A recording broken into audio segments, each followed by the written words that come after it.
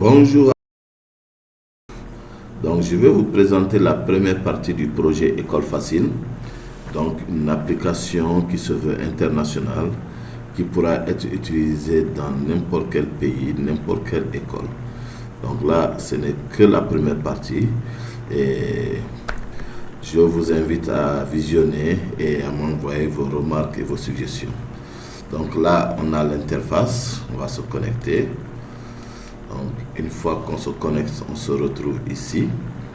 Donc ici, nous avons la possibilité de créer l'entête de l'école. Donc nous avons un formulaire. Il suffit de renseigner ce formulaire. Une fois que le formulaire est renseigné, donc là, je donne le numéro, le nom, je donne toutes les informations, le logo. Une fois qu'il est renseigné, on peut l'imprimer et l'utiliser. L'entête est prête, on peut l'imprimer à tout moment, plus besoin d'aller dans une imprimerie. Donc ça, c'est la partie en-tête. Donc une fois qu'on a fait l'en-tête, ici on peut enregistrer les employés, c'est-à-dire les professeurs, les agents de sécurité et autres.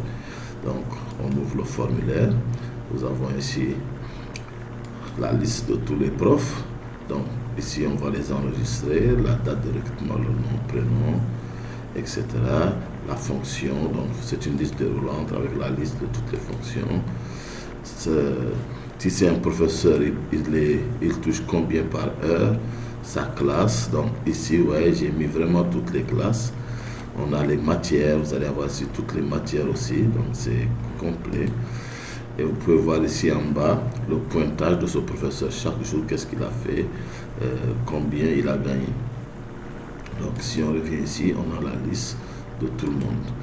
Ici, c'est le pointage, quand on veut pointer un professeur. Nous avons ici l'enregistrement, là où on va enregistrer les parents. Donc ici, j'ai ce parent qui est là.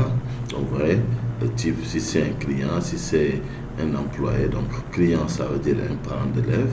Donc j'ai les infos de ce parent et j'ai la liste des enfants qu'il a inscrits dans l'école. Ici, c'est sa facturation. Quand il vient payer, on lui fait son reçu et autres. Donc voilà. Ensuite, nous avons, ça c'est la liste des inscriptions. Donc ici, on verra apparaître toutes les inscriptions pour pouvoir vérifier. Donc on va aller directement dans la partie bulletin, qui est la partie la plus importante. Donc là, il y a la comptabilité et tout. C'est pas très important. Ici, j'ai juste fait un bulletin standard pour le moment. Donc là, nous avons les bulletins de notes. Si nous voulons créer un bulletin, donc là, on va choisir l'entête au cas où on veut l'imprimer. La raison sociale, tout va apparaître. L'année scolaire, l'élève, on va aller le chercher dans la liste déroulante. Ces infos vont apparaître. On sélectionne le trimestre, premier, deuxième ou autre, et on enregistre.